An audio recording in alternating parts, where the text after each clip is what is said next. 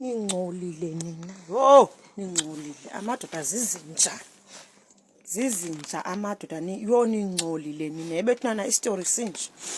Izolo elinye.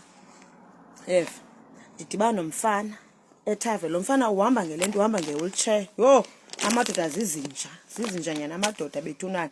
Yho, aninanhliziyo nizohlezi niyafana ngenanhliziyo eminqundu yenu. Ithi iminqundu evuza amanzi. Bethunana istory sinje. Izolo elinye ndidibana nendoda eThaveni. Lo mfana uhamba ngewheelchair, ndine 800 lapha kuma ekhadini. Hayi ke lo mfana akho ngxaki ke andifune bo. Ndibe ndiqomba into yoba nami senjengoba abafana ba right ba fit. Uyabo andimazi ke nami into yoba ujima njani ehamba kwi-wheelchair ngathi ufit.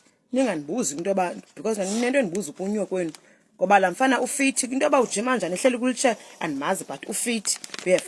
Ndinemali lapha kum ekhadini.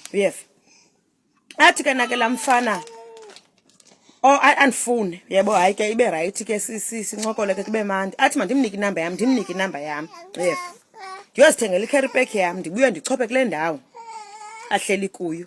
Yho bethinana ndibuye ndichophe kule ndawo ahleli kuyo. Hayi ke sincokole. Athi ke na ke ucela ndimboleke imali 800.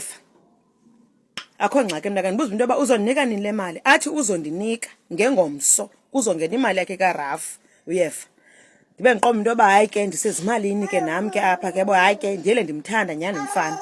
Ndimnike mni 300. Ebefuna i200 ndimnike i300. Athenge ibhotile athenge i-carry pack. Igama lakhe lo mfana nguluxolo bethunana. Hey, aphinde futhi aboleke enye ndimnike le mali yonke. Iphele la mali. Hayi ke sincile ke. Ndihambe ndiye kokwabo.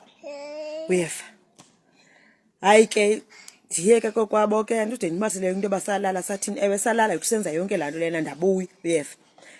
Hey, umfana akafoni ngengomso. Xa ndisiya kulamzi kuthiwa wayecele indawo yolala akahlali pha uhlala ezimbacweni. Igama lakhe nguluxolo. Ifani yakhe nguMboyani. Luxolo Mboyani. Uba uyandiva ndiyayifuna imali yam. Luxolo. Kuthiwa la mfana lowana akazungenela kuRafu kuthiwa azange alimale kwangemoto akho Rafu azawungena kuye.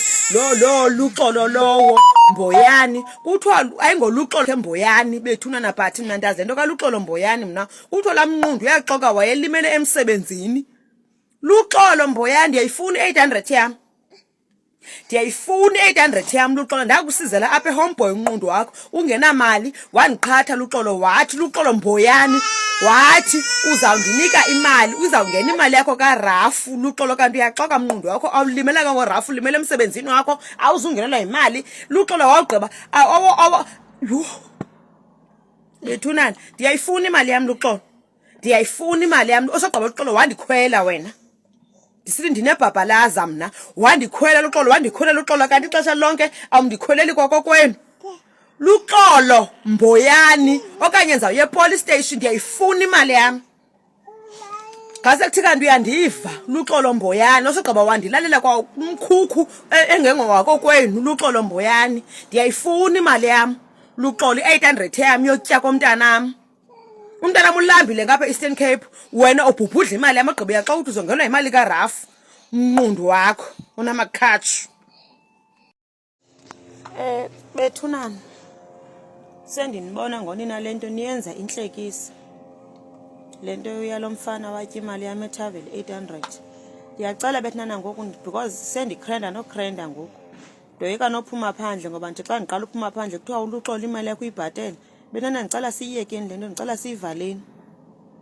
Ngathi sendiyibona ngona ningathi noSathane uyangenelela because sendikhwaza ngona abantu endingazange ndathetha nabo into yoba uluxolo imali yakho leyo wetye eHomeboy uyibhatalile.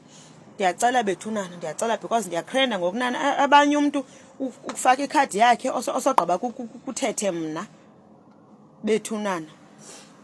Guys ndiyabona ngona ningathi uSathane uyangenelela. Ndiyabona ngathi sendiyinhlekisa mna kwalapha elizweni. Masiyekeni into yemali yam eyatyiwa nguluxolo eThaveni. Iyemali phofu yotya komntanam.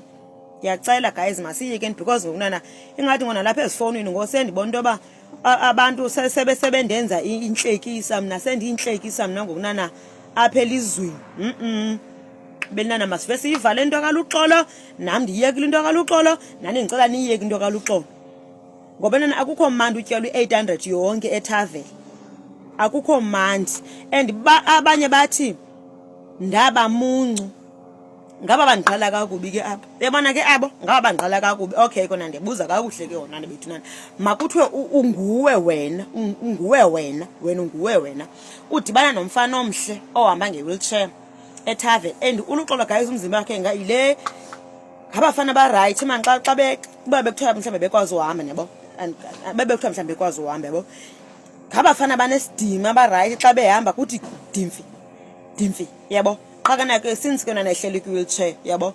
And uLuxolo ndana banzothi uyajima okanye andimazi nami but uhleli kwi-wheelchair yabo. But ibhodi yakhe mani le i-right because mna wanikwazi undihebula mna ndime ngenyawo nechophe lapha kwi-wheelchair wanihebula waniphosa ebhedini wayenza ke lo kaka wayenzayo kumLuxolo. Oh unesibindi sho ndakubona kwaba ukwazi ufunqula umuntu uhleli kwi-wheelchair ndathi isibindi onaso yitye mani Luxolo mani imali yamtshomi akunani Luxolo yitye imali yam sayizama i-800 Luxolo ndiyithumele ekhaya umntwana amakwazi uthengela i-nucleus nophuza amandla atye njengaba bakhe abantwana batyayo Luxolo mjojisa. Oh uyinja ndakubona kwaba ukwazi undihebula uhleli kwi-wheelchair ndathi inkulu into ezayo apha kanti inkulu nyhani. Yitye mani Luxolo imali yam yeva wanceda uyitye sogqiba utye nam Luxolo inganga Luxolo uThixo ayongezela 800 ayidabulisha akunike enye Luxolo. Yo ashe ndiyinhlekisa mna ndiyakrenda mna apha ezizweni mna. Ndoyika nophuma phandle xa ndiphuma phandle kuthiwa hayi tshomi Luxolo ukunikile imali yakho usuka mantwana uLuxolo ukunikile imali yakho.